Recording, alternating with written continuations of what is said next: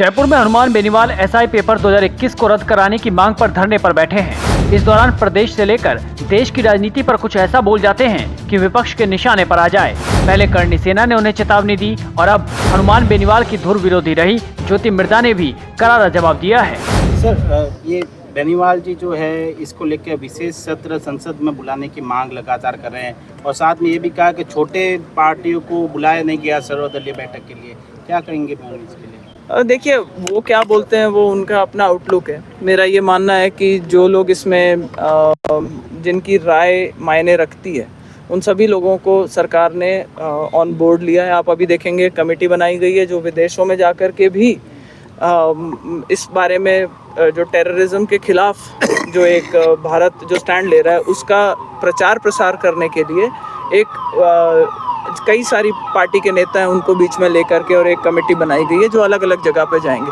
तो आप देख सकते हैं कि इसमें कोई पार्टीबाजी की बात नहीं है। बेनीवाल जी को तो सिर्फ अपनी टीआरपी चाहिए होती है, इस वजह से वो इस तरीके की बात कहते हैं। और अभी आप देख रहे हैं पीछे तो अनर्गल कई तरीके के उनके बयान आए हैं। मुझे नहीं लगता कि उसको हमें सीरियसली लेना चाहिए। सर, राजा महाराजाओं के लिए भी अब बयान आया है, उनका वायरल हो रहा है कि विवाहोत्तर संबंध बना लिए जाते थे, एक दो राजाओं ने ही लड़ाई लड़ी। जो उन्होंने बोला वो मुझे नहीं लगता कि राजाओं के लिए कहा गया था। वो एक तरीके से वो एक जाति विशेष के ऊपर आरोप लगा रहे थे।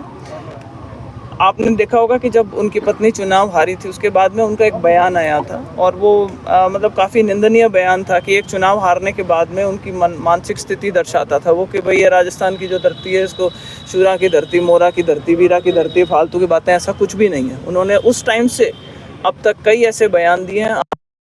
अभी पहलगाम में जब भारत ने पाकिस्तान के खिलाफ जब मोर्चा खोला उस पर भी उन्होंने एक इस तरीके का बयान दिया था कि भाई ये तो हिंदुस्तान पाकिस्तान के कोई एमओयू और इस तरीके की बातें करते। तो मुझे नहीं लगता कि वो मेंटल बैलेंस जो है वो कहीं दिखाई नहीं देता इन बातों में, क्योंकि ये तो एक ऐसा मुद्दा था जिस पे चाहे असाउद्दीन ओवैसी से लेकर के कांग्रेस पार्टी से लेकर के कश्मीर के मुख्यमंत्री लेकर के सब लोग इस बात के अंदर अगर कोई खिलाफत कर रहा था तो उसके अंदर सिर्फ या तो चीन कर रहा था या तुर्की कर रही थी या फिर हमारे आरएलपी के सुप्रीमो साहब कर रहे थे। ज्योति मिर्धा ने नागौर सांसद को जवाब दिया, साथ ही उनके चुनावी बयान पर भी हमला बोला। साथ ही कहा कि बेनीवाल के बयानों को सीरियस नहीं लेना चाहिए।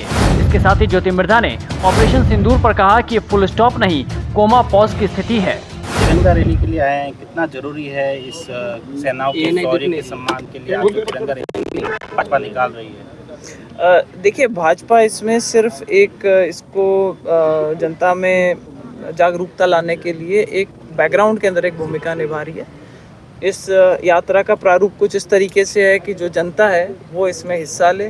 अभी आपने हाल ही में देखा था कि पाकिस्तान के साथ जो कॉन्फ्लिक्ट हुआ था उसमें जो भारत ने जिस तरीके की, हमारी सेना ने जिस तरीके का शौर्य दिखाया है उसको एक तरीके से पहचानना, पब्लिकली उसको रिकग्नाइज़ करना, लोगों के बीच में उस माहौल को, एक जो राष्ट्रवाद का जो एक अच्छा माहौल अभी आ रखा है सब लोगों के मन में, उसको सड़क तक ले जा करके और ज़्यादा से ज़्यादा लोगों को इसके बारे में उत्साहित करने का, ताकि सेना का हम जो मनोबल है उसको बढ़ा सकें। क्योंकि आज भी जो आप स्थिति जानते हैं वो एक पॉज की स्थिति है, जैसा कि बार बार क्लियर किया गया है कि ये कोई फाइनलिटी नहीं है इसके अंदर। ये एक अभी फुल स्टॉप वाली स्थिति में नहीं है, कॉमा वाली स्थिति में है। और जिस तरीके की परिस्थिति होगी, हमारे प्रधानमंत्री जी भी उस तरीके बोल चुके हैं कि जैसे आगे पाकिस्तान का जिस तरीके का रवैया रहेगा उसके आगे का जो फैसला है उसके बाद में भारत करेगा।